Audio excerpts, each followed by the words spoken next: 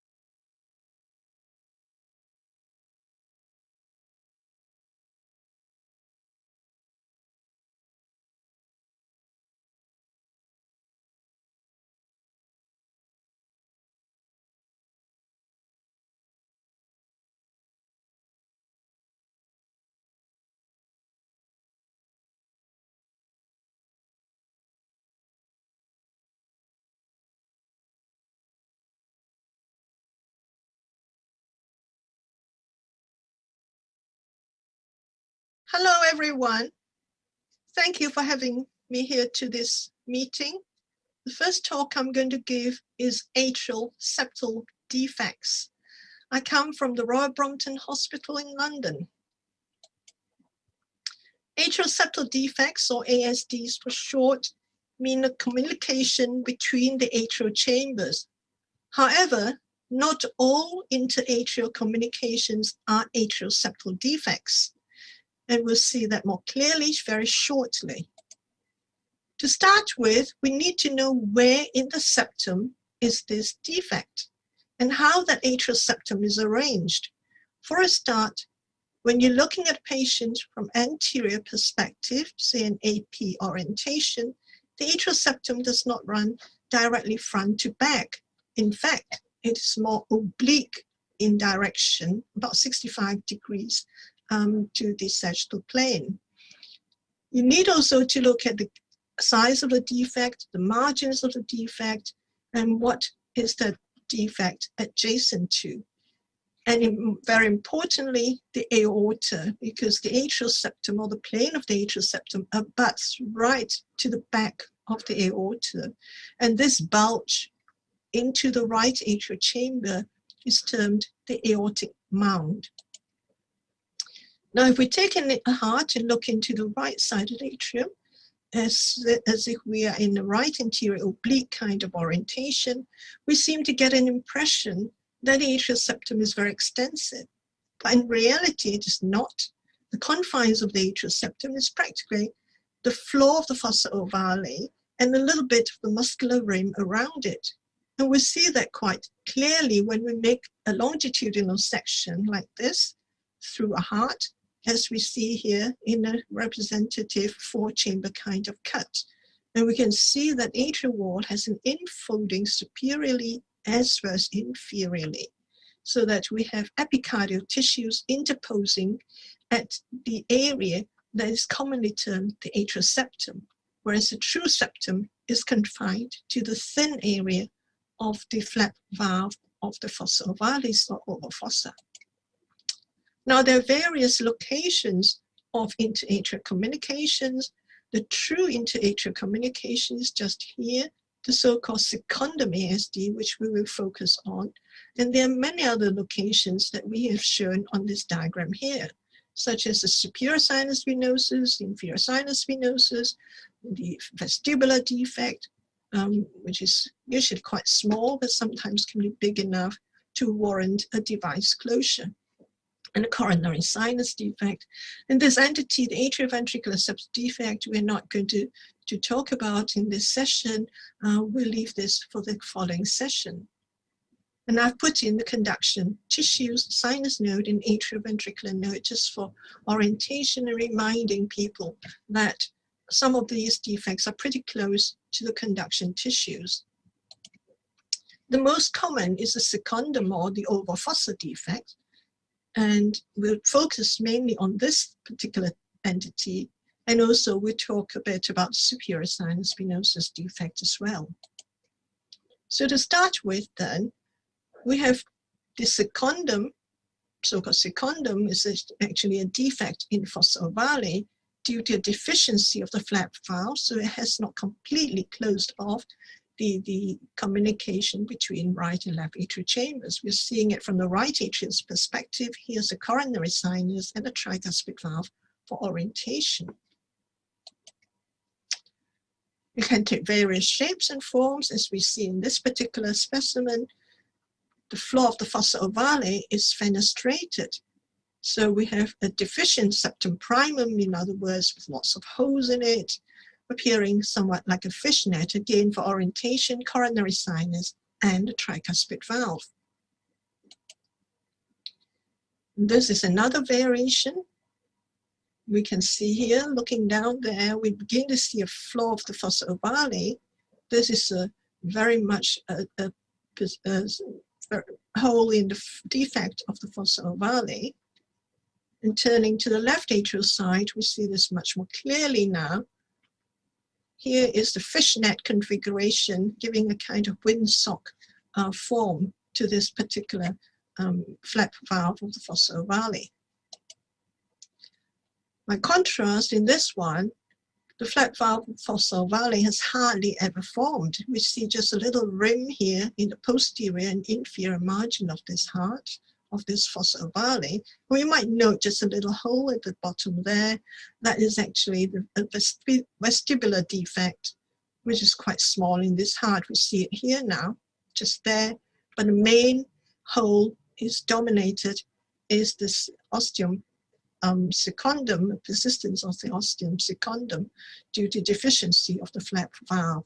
So we have a large defect, which, as you can see here, pretty close to the margins of the right pulmonary vein, especially the right upper pulmonary vein just there. So these defects can vary in terms of sizes, locations, margins, and forms. And I'll just show you 3 examples here. This is one that is located pretty high up. There's still a secundum ASD, and this is pretty low, pretty near to the entrance of the inferior cable vein. And this one, huge defect with very little anterior or posterior margins to anchor a kind of device, if you like.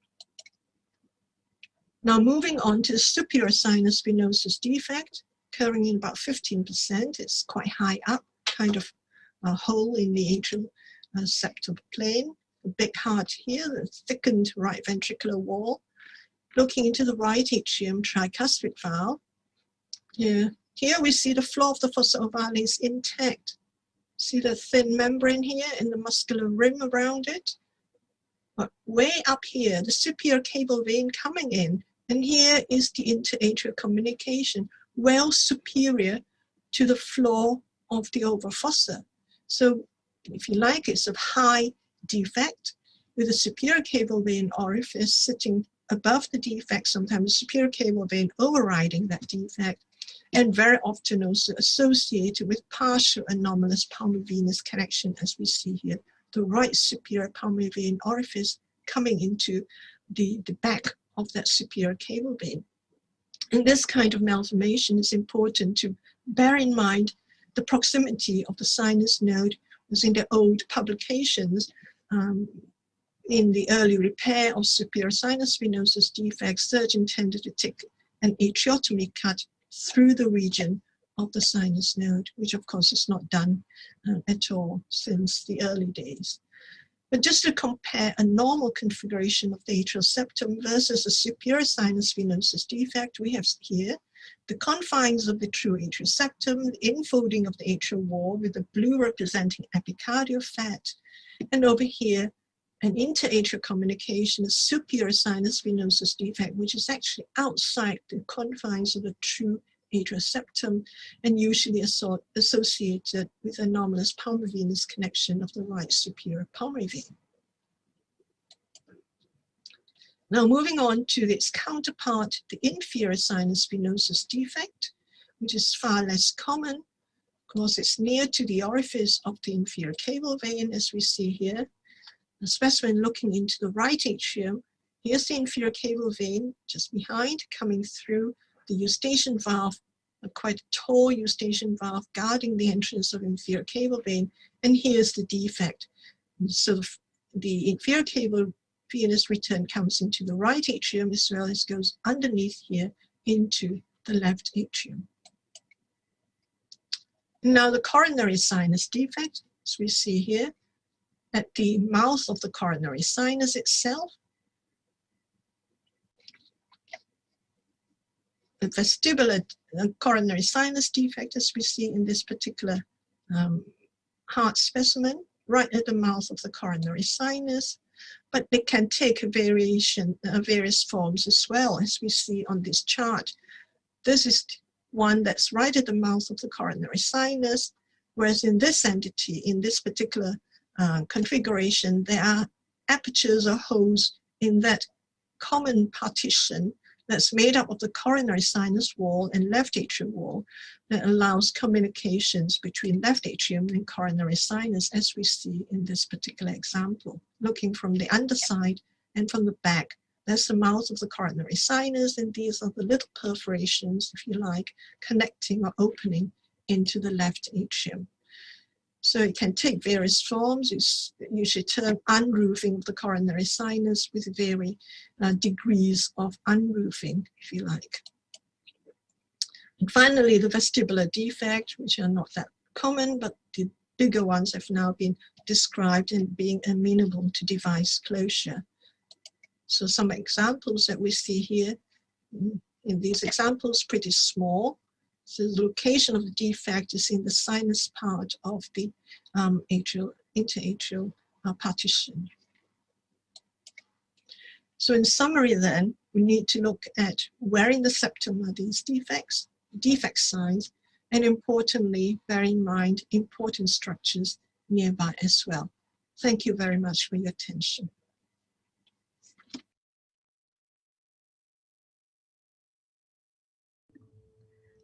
I would like to thank you, Professor Ho, for the very nice introduction morphology presentation. And I think after that presentation, we could continue with the other speakers. The next presentation is from Professor Pencho Kratunkov from Sofia, St. Ekaterina Hospital, one of the pioneering of Bulgaria from the adult congenital heart disease. Professor Kratunkov. Hello, everyone.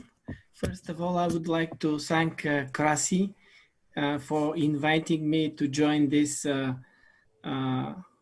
so prominent presenters, which we already had. And I think that after this presentation of Professor Ho, things will be easier for me. So let me try to. Do you hear me, Krasi? You disappeared somewhere. Yes, just to share your screen, please. Let me see. Oh, where is it now?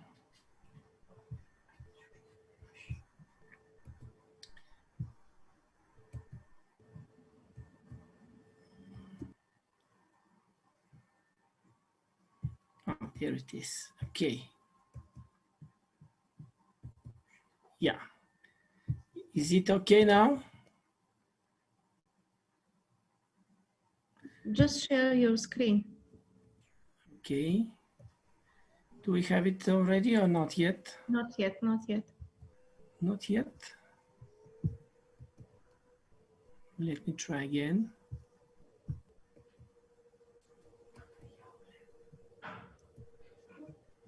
The green.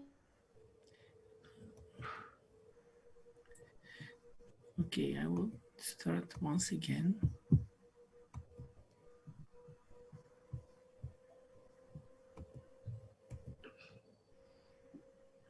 How is it now? Not yet. Not yet? Well, we had this problem yesterday and we solved it. Okay,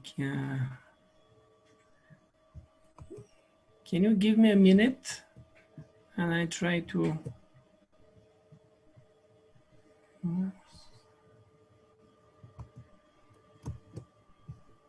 No.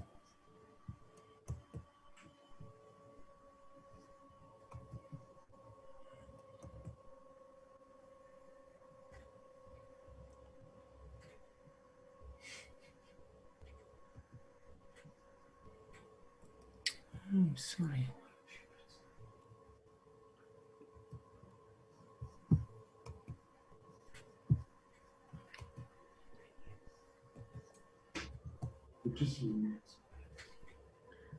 Dr. Kutunko, have you pressed the green button, share screen?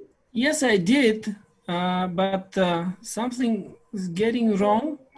And this morning, we managed to solve this problem, but now it comes back again. Do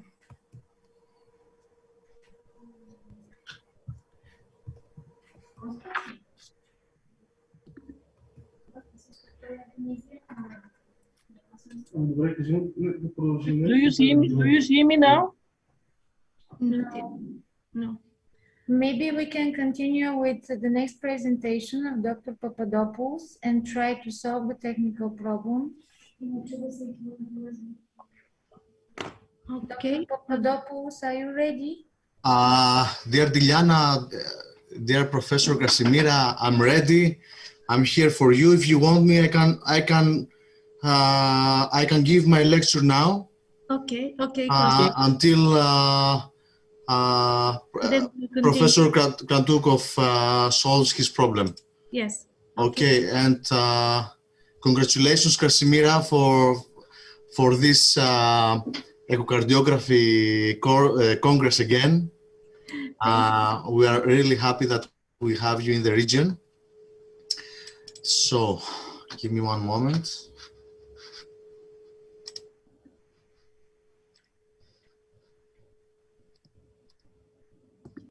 Okay, can you see my screen?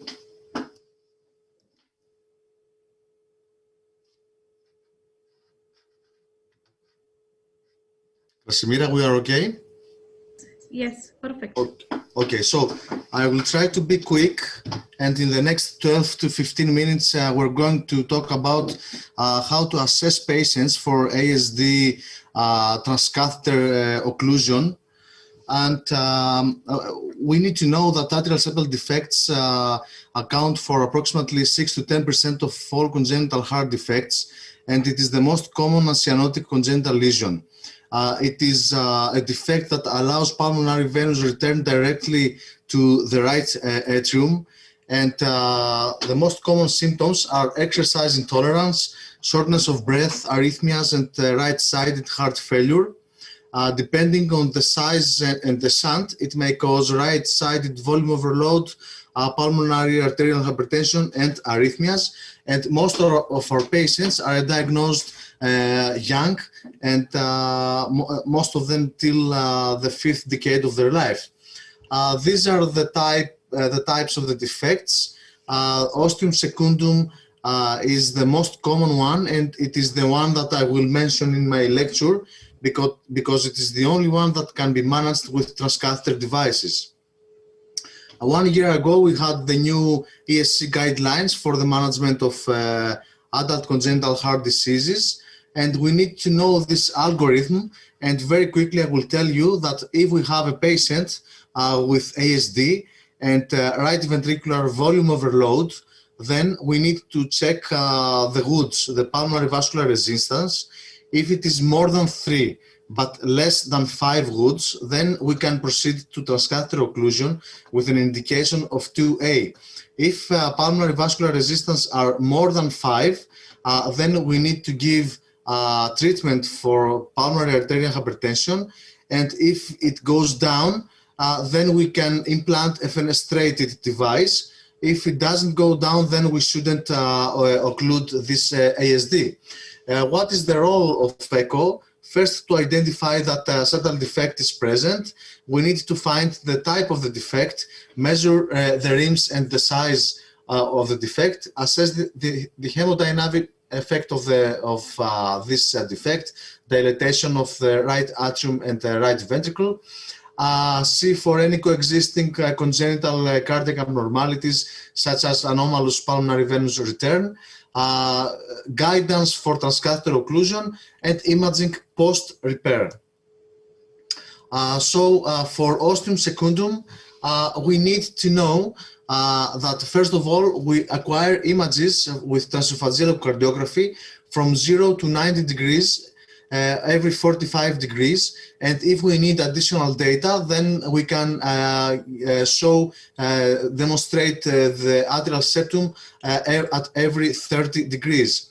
We should measure all the rims and the defect size for possible transcatheter intervention. The rims should be more than 5 millimeters and ideally more than 7 millimeters, except for the aortic rim. And the size should be less than 38 millimeters, ideally for implantation of an occluder. We should measure the defect size with 2D and color Doppler echocardiography. We need to reduce the scale of the color in order to acquire low velocities, and we need to use pulse wave Doppler in order to assess the direction of the shunt. The septal length, the total septal length should also be measured, because if the occluder disc is more than 90% of the total septal length, this may cause erosion of the septum. The IVC, the inferior vena cava rim, is the most important, and we should know that, because if it is absent, then this is a total contraindication for transcatheter occlusion. And of course, we should visualize all pulmonary veins. So these are the projections that we use in conventional 2D transesophageal echocardiography. From 0 degrees four-chamber view to bicaval view in 90 degrees, we demonstrate the atrial septal defect. So in 0 degrees four-chamber view, right tilted, as you can see in my top right image, right tilted image, we can see the atrioventricular and the pulmonary venous rim. In short axis view, near the aorta, we can see the aortic rim, and at the opposite side, we can see the posterior rim. And in bicaval view, we can appreciate the superior vena cava rim and the inferior vena cava rim. We can use triplane views with 3D probe to demonstrate at the same time, simultaneously, all the rims of this ASD. And of course, we can use 3D and fast views of the atrial septum and the flexi-slice method in order to measure the minimum and maximum diameter of our ASD. 3D echocardiography helps us demonstrate the different shapes and sizes of ASDs. Here you can see a very small defect. Here you can see aneurysmatic septum with a different shape. On our left bottom view, we have an oval shape ASD. 3D echocardiography is very important to show the size and the shape. And when we have debates between 2D and 3D, then with the newer probes, we can rely on 3D echocardiography because we can align our views and find the exact maximum diameter of our ASD. Here you can see that we have 2D and color Doppler images of triplane views of a patient. This was the 3D and fast view where you can see that part of the septum was very mobile right here. And then with 2D echocardiography, we measured the size of the ASD at 21 to 24 millimeters, while with the 3D echocardiography, we managed to find at the frame where the mobile septum was expanding, we measured the maximum diameter of this ASD at 29 millimeters. So we decided to implant a 30 millimeters occluder, and we were correct by using 3D echocardiography. There are a lot of devices, but the most common one that we use is the Amblager with the two discs, one larger left atrial disc and one smaller right atrial disc and a waist in between, which goes and fulfills the ASD. And let's go to see some cases to understand which one should be suitable for ASD occlusion. So in this first case, you can see that with this transthoracic 4-chamber view, we can appreciate that we have a large ASD atrial septal defect with bidirectional shunt. QP to QS was nearly 4, and you can see that we had the huge dilatation of right cavities with a D-shape of the septum. And we proceeded to transesophageal echocardiography. We saw that we had superior and inferior vena cava rim.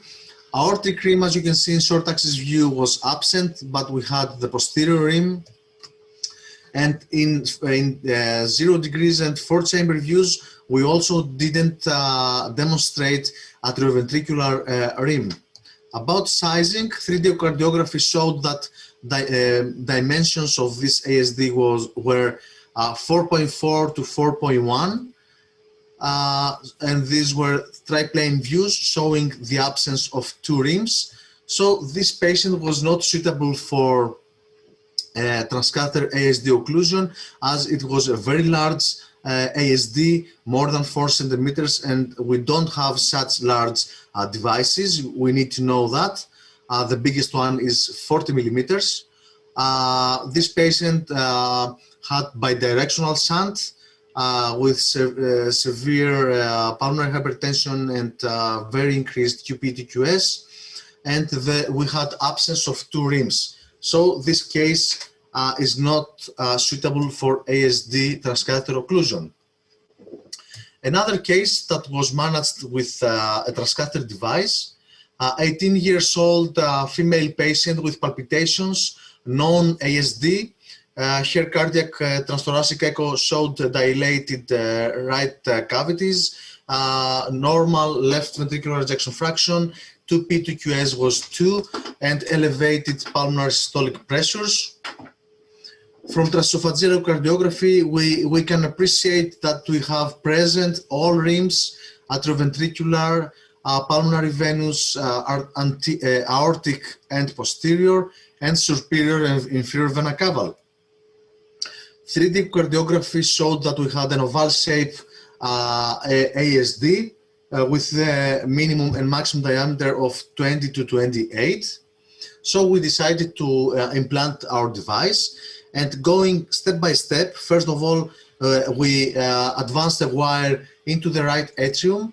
We go through the defect to the left atrium with a stiff wire. Then we advance a balloon, because in our center we always proceed to balloon sizing. for confirming the size of the defect. So in this case, we decided to implant an ambulatory occluder of 30 millimeters. If you remember, the maximum diameter measured by 3D echocardiography was 28 millimeters, and the balloon also confirmed this size. So we always go to the next bigger available device. First of all, we advance our device to the left atrium. We open the left atrial disc. We come back to the level of the ASD by showing all the time the short axis view. And then we open the right atrial disc, as you can see over there. And we check the rims from all sides that they are in between the two discs. We do this tack test, which is pulling back the right atrial disc in order to check the stability and see if the device is going to embolize. Then we put some color Doppler to see for any residual shunt. And finally, if we are happy, then we release the device and we have this final 2D and 3D images of this ASD occluder device. Another challenging case for ASD occlusion, 54 years old female patient, shortness of breath, palpitations, pedal edema, transthoracic echocardiography with dilated right cavities, ASD confirmed with TOE, QP to QS was 2.1, we had dimensions of 26 to 15, we didn't have the aortic rim, but all other rims were present. Here you can appreciate again triplane views, and you can see this mobile part of the atrial septum. 3D and fast views of this septum, and in this right image you can see that I have increased the frame rate of my image, and I can appreciate the mobility of this inferior vena cava rim. So we proceeded to the implantation of the device. Again, our wire goes into the left atrium. We do a balloon sizing. Again, we were correct with the balloon, and we decided to implant a 28 millimeters ambulatory occluder.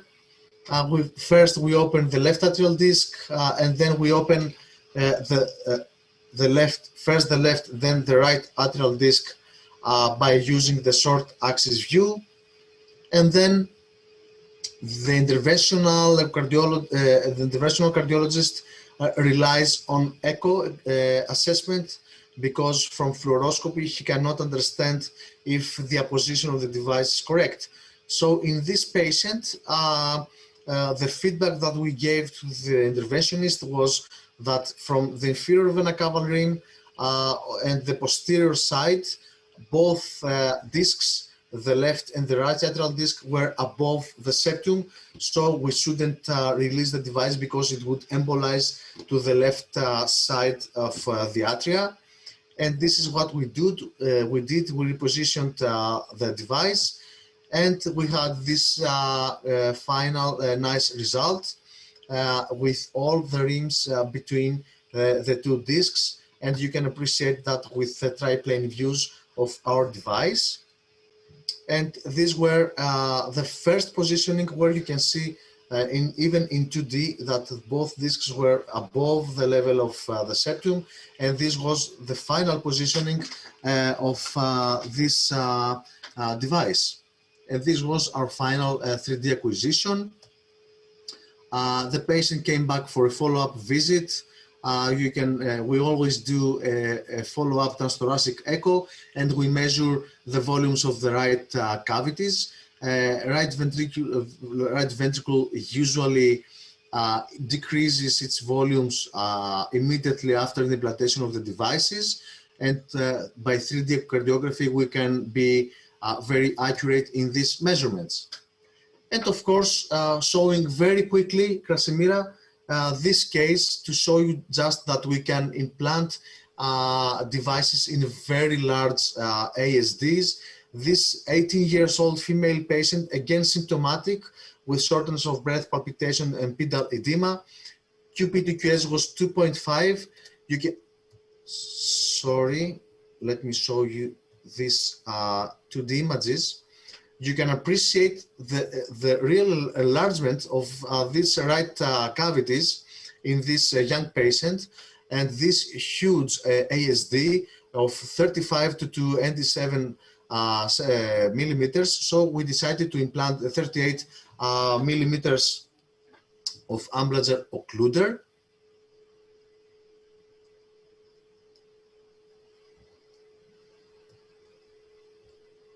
One moment, please.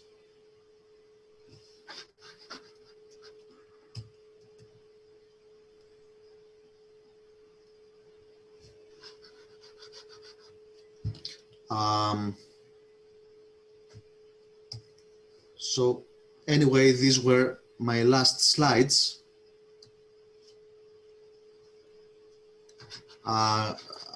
We have some dysfunction of PowerPoint here, but anyway, in this patient,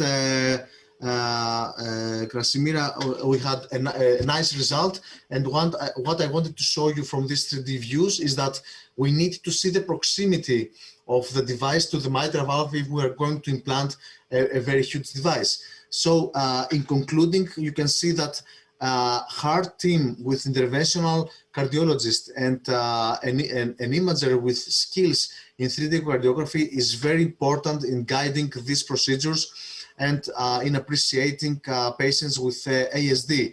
We need to rely in 3D cardiography. We need to measure the ASDs with 3D, in my opinion. And of course, we need to close those defects going only by indications. So thank you very much. Sorry about these last slides that do not play Krasimira. And I hope that I was in time. Thank you, Costas. Everything was perfect and amazing clinical cases. There is no question from the audience, I don't see in a Q&A session, but I would like to ask you, which is the minimum length that we could have to implant this device for the ASD? There is no minimum length. It depends on the enlargement of the right cavities, the volume overload. Because, for example, if you see a very small, for example, of course, we won't implant a device if the defect is less than 10 millimeters. Okay, this is something very small. But, however, if you see a small defect, but you have volume overload, but you don't have available ASD occluder device, perhaps you can use a PFO device. You have options. But usually, I have never experienced a case to proceed to occlusion of this defect. So usually, we occlude large defects that have volume overload in young people. Okay. Thank you, Costas, for your contribution. Thank you again, for the invitation. Thank you. Congratulations. Professor Lee, do you have any comments or questions?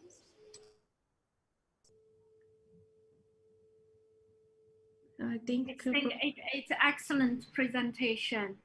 I just want to ask, you have beautiful 3D images. Are you be comfortable just measure on 3D, not doing the balloon sizing it? Costas? Is he left? No, I didn't leave. I tried to fix my PowerPoint. So yes, I feel quite comfortable to rely on 3D echocardiography because I perform 3D every day, and my interventionist knows about that. And we have correlated balloon sizing with our 3D evaluation in more than 10 cases. And after he was convinced that with 3D we can give accurate measurements, then we usually don't perform balloon sizing anymore. but it needs practice before going to evaluation only by 3D. Thank you. Thank you. So we are moving for the next presentation. The first one. It's 21 hours. Kratonkov. Are you ready? I hope it works this time. Congratulations to Dr. Papadopoulos. He showed the very nice cases with severe dilatation of the right ventricle, and the other case with the two discs in the left. Do you see my screen now? Yes. Perfect. Yes? Yes.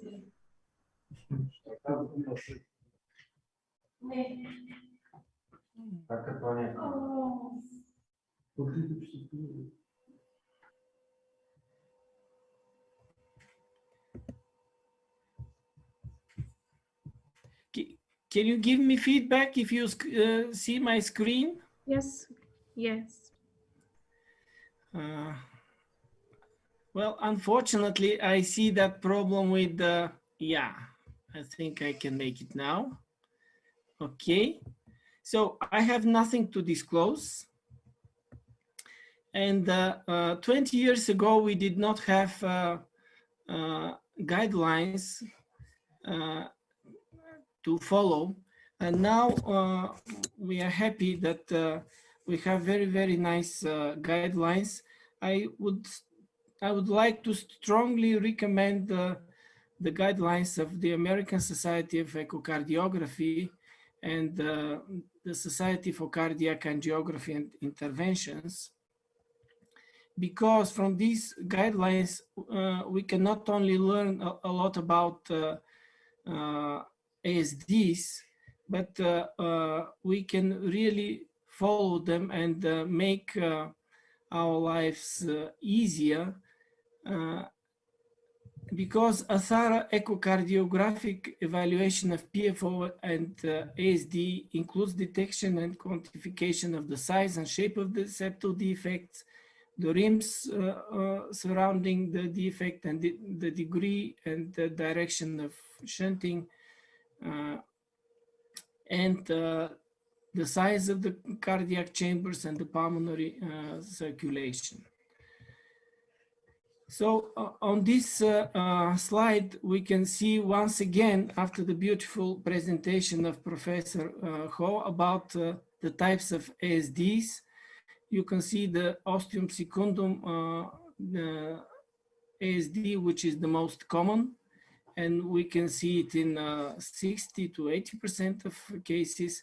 We can see the sinus venosus of SVC type, the inferior sinus venosus, superior sinus venosus type is always associated with partial anomalous drainage of the right upper pulmonary vein, and inferior is usually associated with anomalous drainage of the lower and middle right pulmonary vein.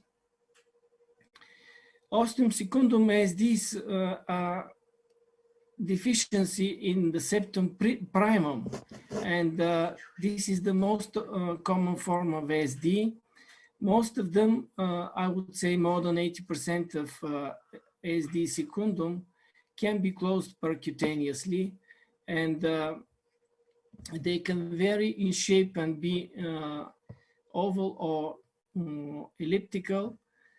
And this is a diagram by Richard Harper, published in 2002, with the so-called optimal or ideal for interventional closure ASD and suboptimal ASD. You can see the rims of the defect, the rim to the SVC, to the inferior vena cava, to the coronary sinus, the rim to the aorta, and the distance to the tricuspid valve.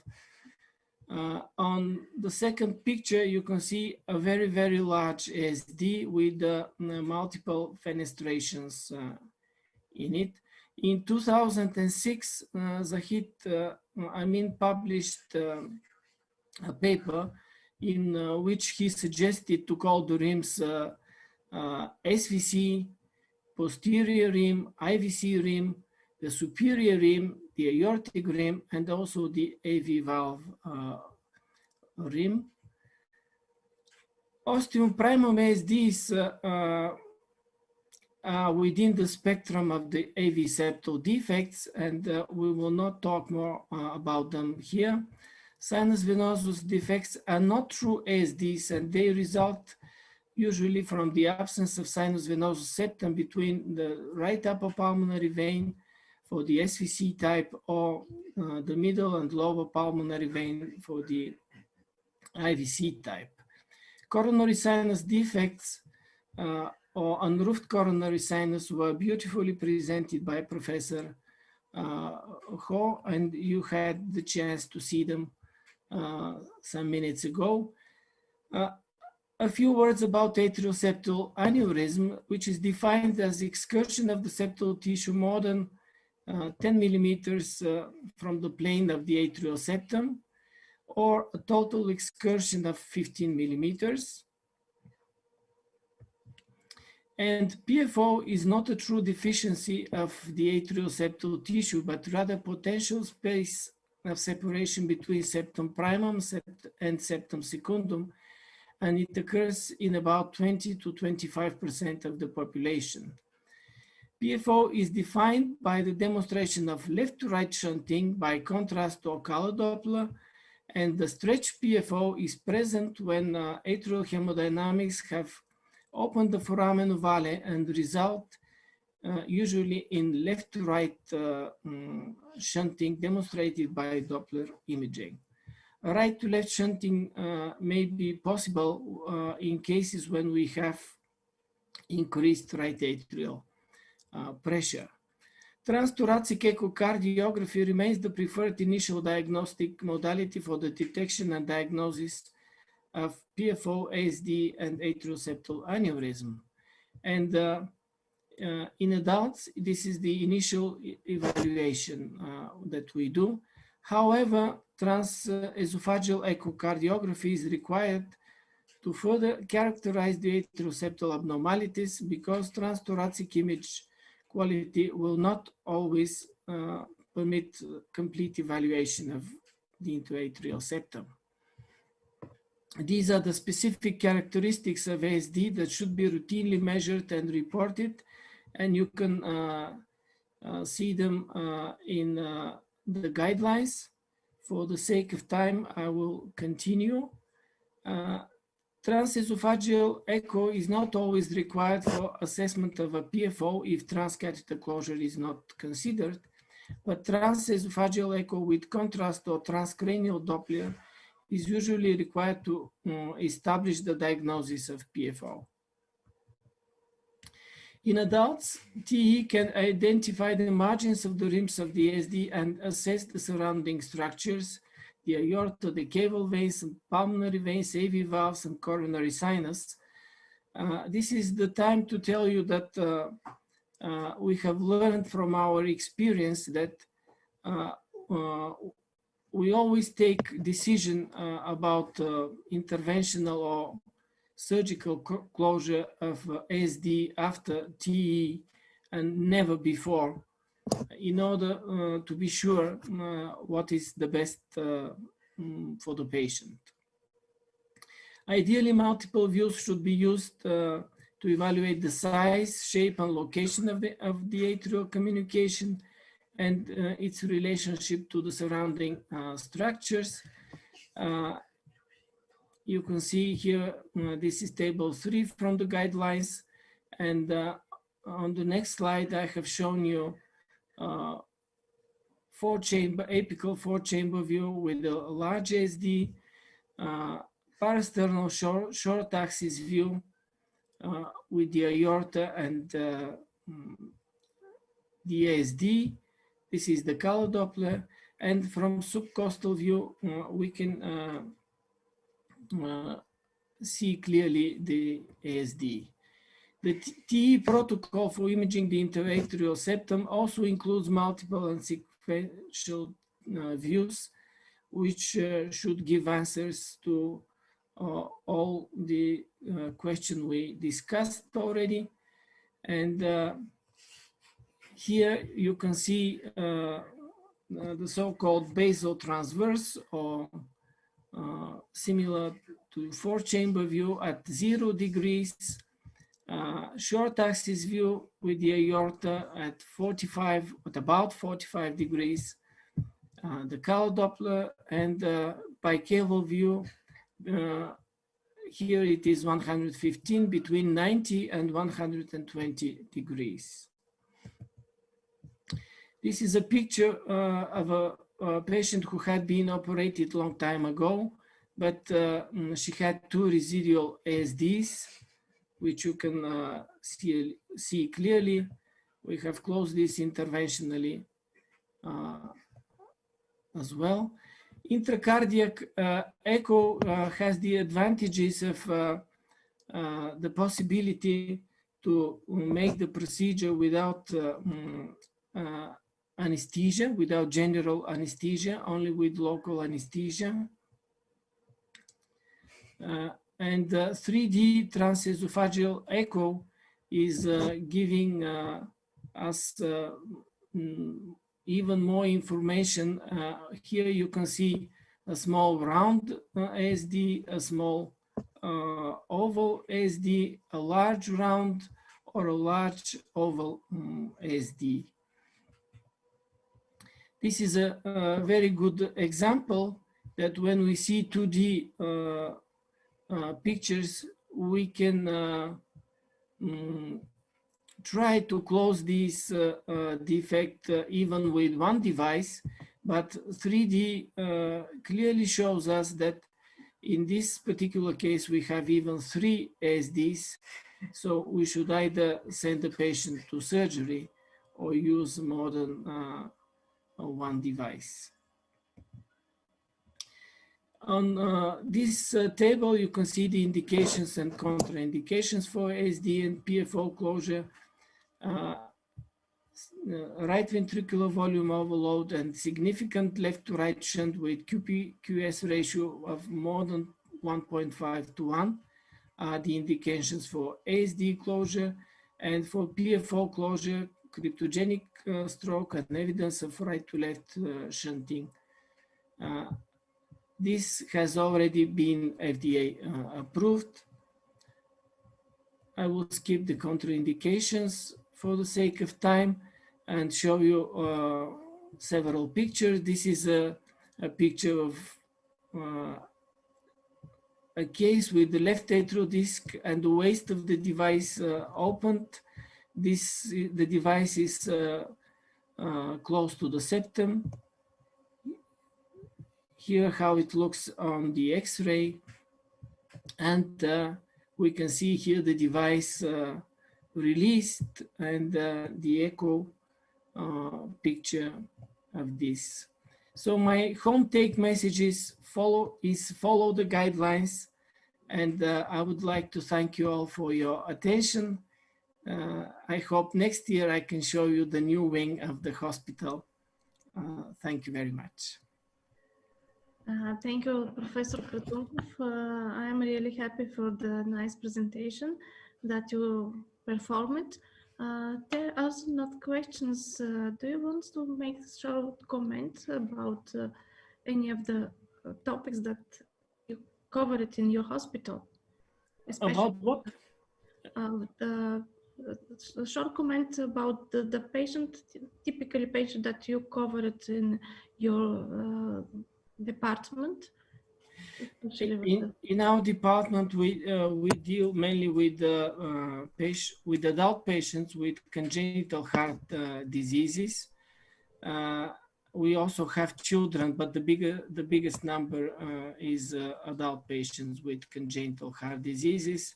Some of them have been operated a long time ago.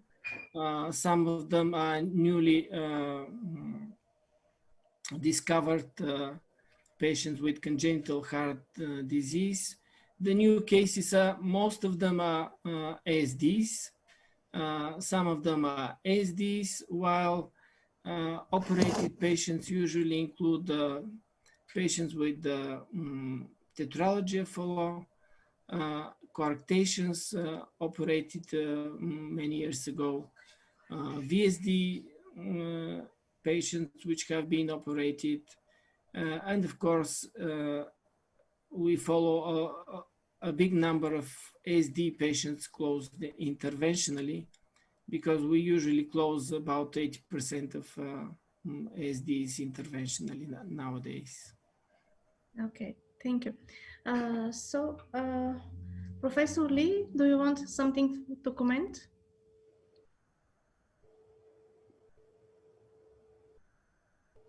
I think the lecture is very comprehensive. I don't think I have more questions. Thank you very much. Thank you. So thank you, Professor Kratunkov, and we will moving for the next presentation, the last in this session. It's my pleasure to introduce Associated Professor Svetlin Tsonev. He will speak about the topic ASD when it's not so simple.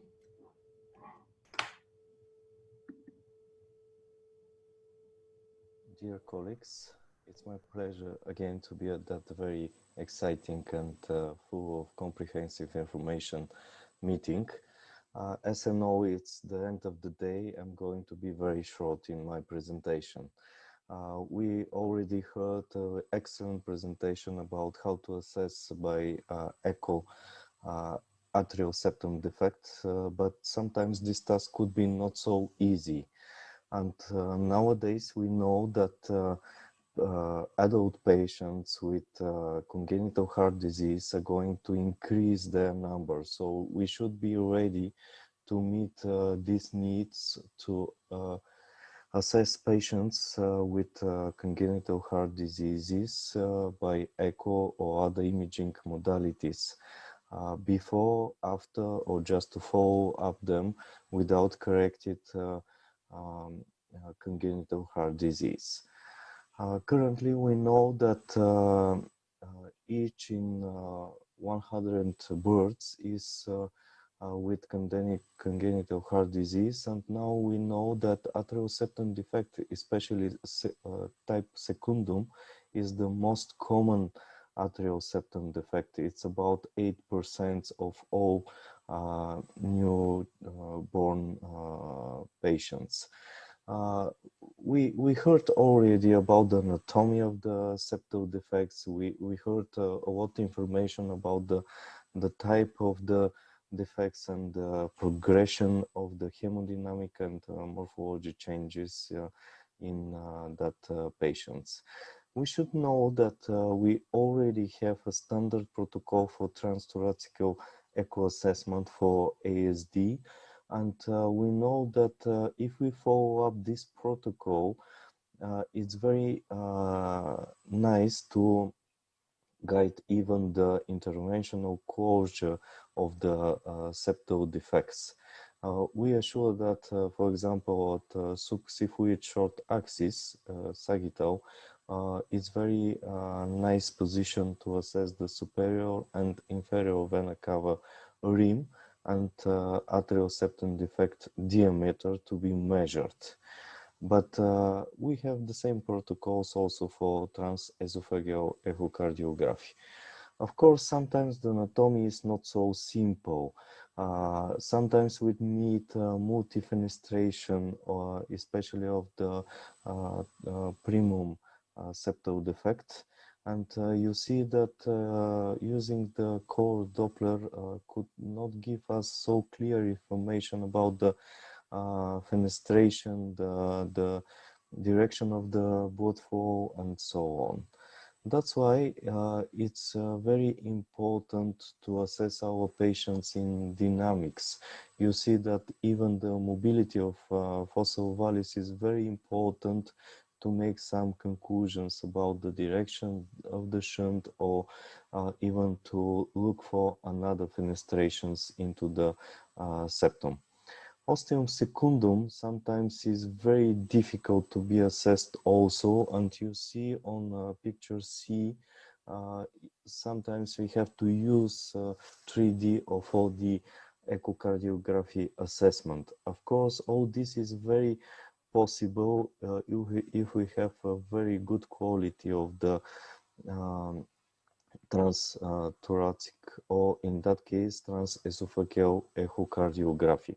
If we don't have the nice pictures and the nice echographic window, it's not possible to have a nice 3D assessment. Of course, 3D echocardiography could give us more information about the shape of the defects. If they are small or large, or if they are round or oval. Maybe this is very important to think about what is going to be our next step in treating that patients. Multiple ostium secundum, for example, is very nicely assessed by 3D echo, and you see that we could see from right or left atrial perspective to change the perspective during the this 3D transesophageal echocardiography. Very difficult for assessment is so-called unroofed coronary sinus, and here the 3D transesophageal echocardiography is very important, and you see here with the pointer that we could even assess or measure what is the size, what is the area of the defect at the roof of the coronary sinus. Of course, imaging for diagnostics or follow-up should be used, especially in adults with non-corrected congenital heart disease. For example, nowadays we know that ASD or PFO could be established by transthoracic echo. Of course, we should use transesophageal echocardiography or 3D transesophageal if we have some problems with the acoustic window, or we don't have enough information from the transthoracic one.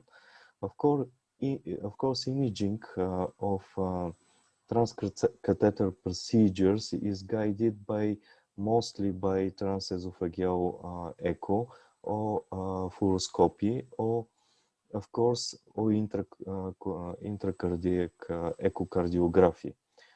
Nowadays we know that our colleagues from electrophysiology are much experienced in this due to the necessity to be very sure where is the puncture between the two atriums.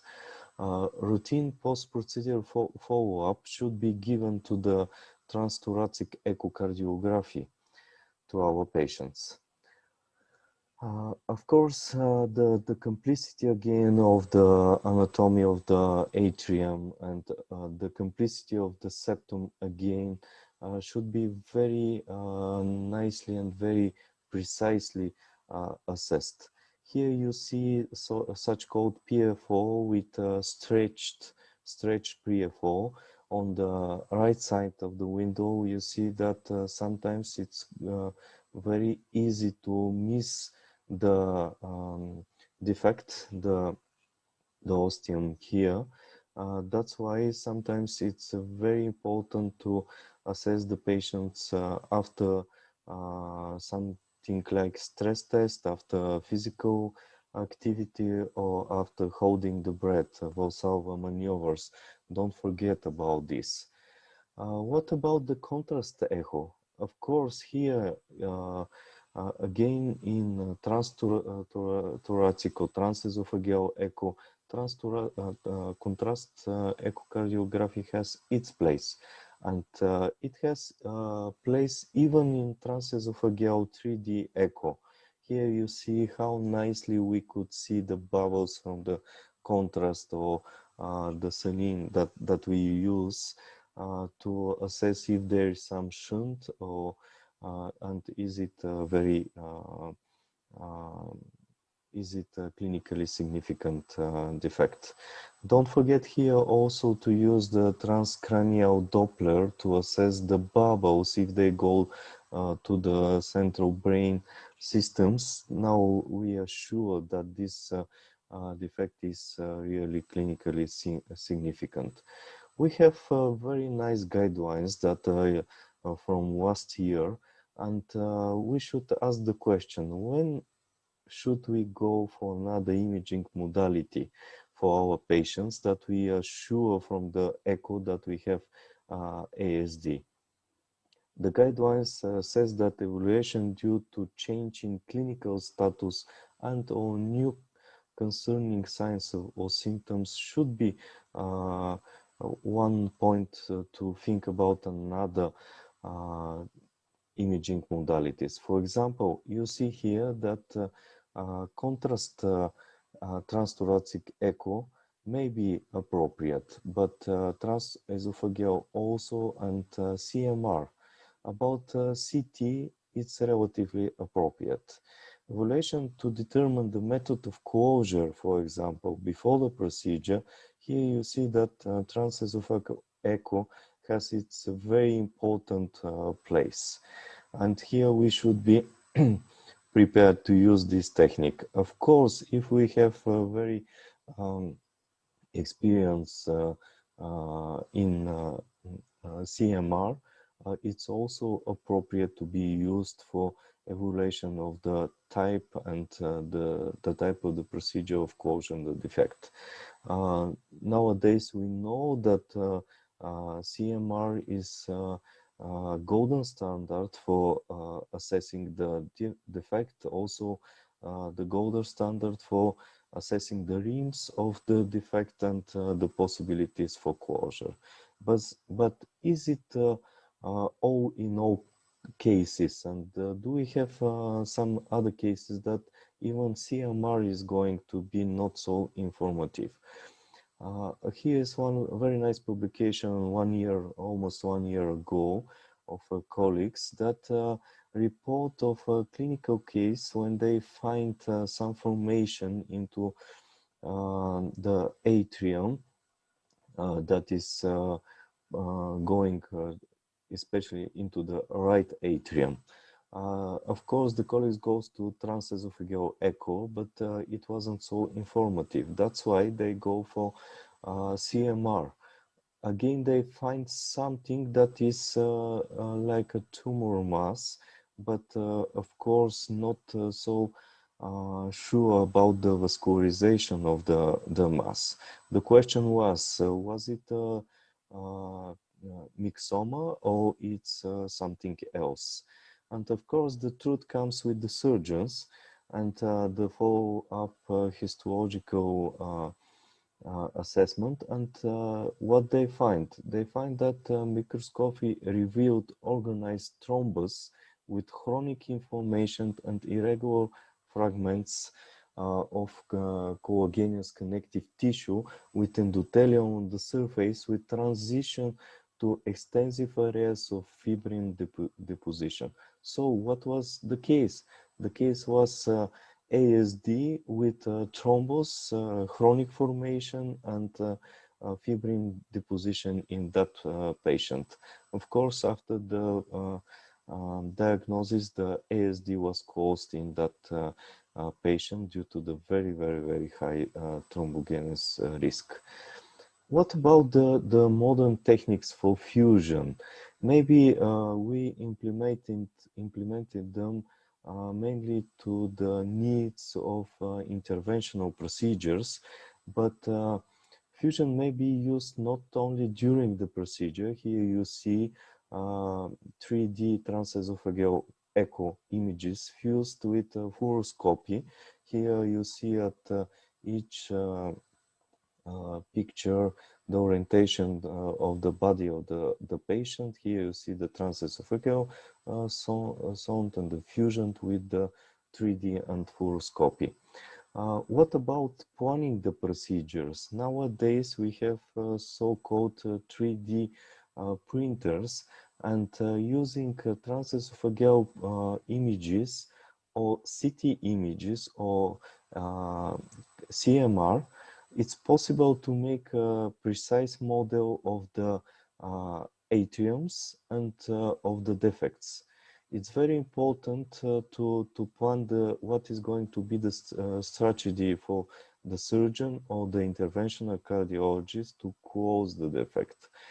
Here on the below the picture, you see the models that are 3D built in that case from 3D transesophageal echocardiography. Of course, that fusion could be used even in very complicity cases, for example, to guide percutaneous sinus venous atrial septal defect closure. It's very important here on the left, you see the 3D model, to plan how to implant the stent that is going into the superior vena cava, and that's tend to be very precisely implanted to close that venous atrial septal defect. So fusion imaging here is used for planning and for guiding the procedure. Thank you for your attention.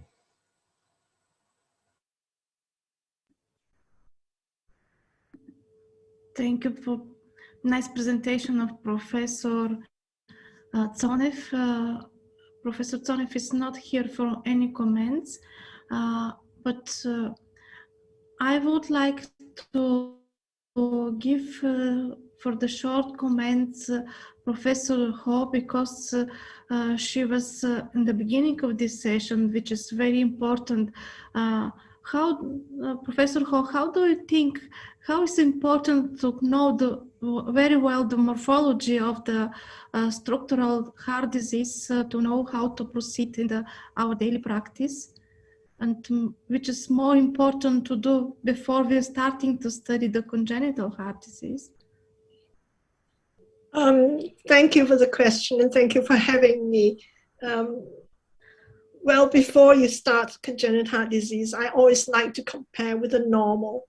So I think understanding, especially with the atrial septum, understanding the normal anatomy of the atrial septum is very important, not only in terms of device closure, but also for interventional cardiology, crossing the atrial septum, doing a transseptal puncture, for instance. So to know what the surrounding structures are, where are they, and how close are you to these various structures, I think that is crucially important before embarking on looking at the malformed heart.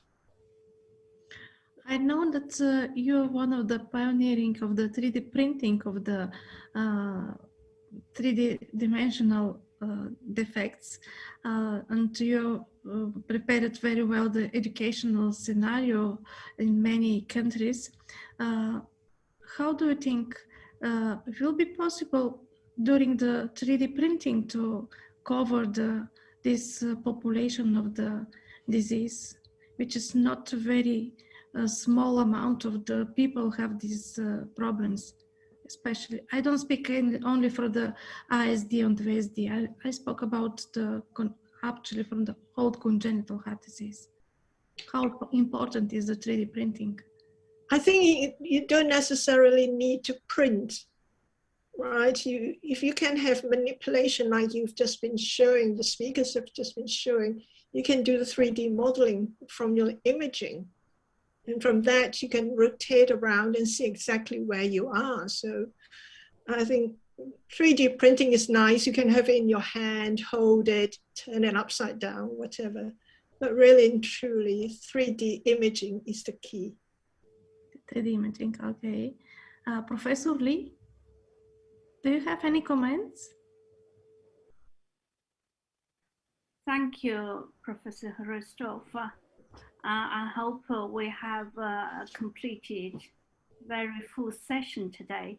I think although the ASD today we've gone through is a simple lesion, actually, when you go into it, I find that it's not simple at all. Nearly every case I go to help them to do the device closure, we find problems. To an extent, I'm just afraid. I said, oh, what else? What is the difference?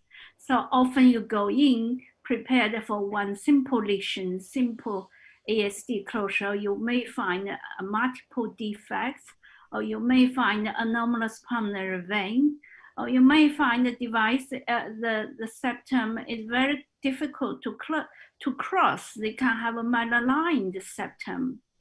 So the more you look at it, the more you do, you find the ASDs is not simple at all.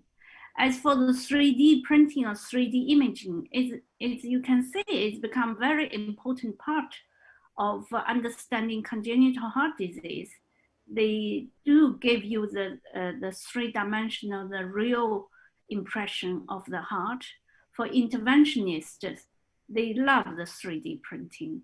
And now, you know, we started doing this sinus venosus SVC defect closure. I can see our interventionists do the 3D print for every single case.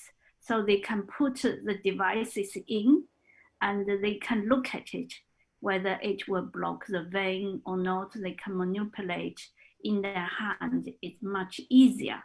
Although you can look on the 3D imagings, I think with the fusion with the intervention, maybe at the moment is still very helpful for them, although it comes with cost. Thank you. Thank you really for the nice comment. I think I don't see any questions, but because we get a very long time this first session today, I would like to thank you all of our speakers, all of panelists, and Professor Hon, Professor Lee for all the good work that they do today, and to close this session. And tomorrow we will meet again at 6 East time or 4 o'clock in the London time, PM. Yes. And we will continue. Okay. Thank you so much. Have a good evening. Thank you, everybody. See you tomorrow. See you tomorrow. Thank you. See you tomorrow. Thank you. Се обръщаме към най-сигурното нещо, което съществува. Науката. Науката може да пребори заболяванията, да открива лечения и да побеждава пандемии. Правила го е преди, ще го направи отново, защото когато се срещне с ново предизвикателство, науката не се отказва, тя атакува и задава въпроси, докато не намери отговорите. Това е силата на науката. Затова даваме тласък точно на науката и я развиваме. Нашите проучвания, експерти и ресурси, всички усилия са насочени към развитието на потенциални терапии и ваксини. Другите компании и академичните институции правят същото. Цялата световна научна общност работи заедно, за да се справи с предизвикателствата, и всички ние използваме науката, за да помогнем това да се случи. Защото ако науката спечели, печелим всички.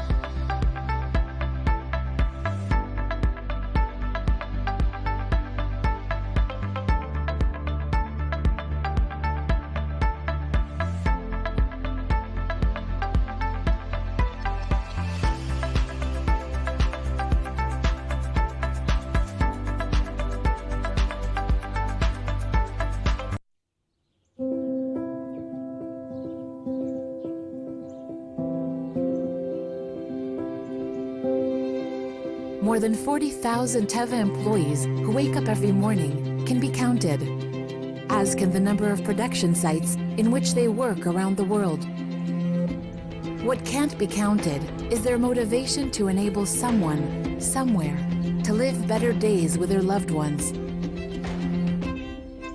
That's what counts. Teva provides 35,000 products to patients, more than any other pharmaceutical company. Every day, we deliver Teva medicines to pharmacies and hospitals in more than 60 countries. These are numbers we take pride in. But what really counts is our vast contribution to humanity. Our generic medicine saved hundreds of billions of dollars in healthcare costs over the past decade. We enable access for millions of people around the world to quality medicines. For over 100 years, Teva has pioneered scientific explorations, establishing 25 cutting-edge research centers and strategically investing in biopharmaceuticals to the benefit of current and future generations.